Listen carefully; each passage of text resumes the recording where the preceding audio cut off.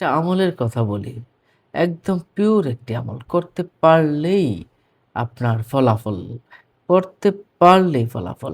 আপনি যদি অসুস্থ হয়ে যান, আপনি এই আমলটা করবেন। অসুস্থ হওয়ার পরে আপনি এই আমলটা যদি করেনই, হ্যাঁ, তাবিন, ইমাম জাফর সাদেক রাহিমাহুল্লাহ সহ আরো অনেকেই এই আমলটাকে অনেক বেশি গুরুত্ব প্রদান করেছেন।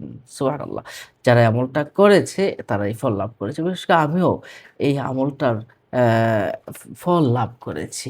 দেখুন, ফজরের সুন্নত নামাজের পর ফরজের আগে আপনি এই আমলটা করবেন। যে সূরা ফাতিহার এই আমলটা কিভাবে করবেন? দেখুন, সূরা ফাতিহার অন্যতম একটি নাম হলো সূরাতুশ শিফা। এটাকে আরোগ্য লাভের সূরা বলা হয়। হ্যাঁ, তো কি করবেন, কিভাবে পড়বেন আসুন আমরা জেনে নেই। আপনি যখন ফজরের সুন্নত ২ রাকাত সুন্নত পড়ে ফেললেন। পরে আপনি বসে আপনি ফরজের আগে, অবশ্যই ফরজের আগে, সুন্নতের পরে ফরজের আগে পড়তে হবে ৪০ বার। আপনি সূরাতুল ফাতিহা পাঠ করবেন। বিসমিল্লাহির রহমানির রহিম, আলহামদুলিল্লাহি রাব্বিল আলামিন। এভাবে আলহামদুলিল্লাহি রাব্বিল আলামিন মিলিয়ে পড়বেন।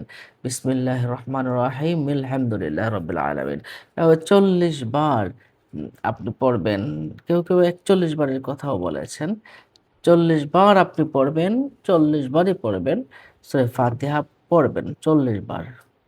তারপর যে অসুস্থ, অথবা আপনি নিজে অসুস্থ হলে আপনার মুখের মাঝে ফু দিবেন, বা যে অসুস্থ তার মুখের ভিতরে আপনি ফু দিবেন। মুখের মাঝে একটা ফু দিবেন ইনশাআল্লাহ। আল্লাহর অশেষ নেয়ামতে এই সূরাতুল বাকারার উসিলায় আল্লাহ পাক রব্বুল আলামিন তাকে পরিপূর্ণ সুস্থতা দান করবেন সুবহানাল্লাহ। আমলটি কিন্তু পরীক্ষিত একটি আমল।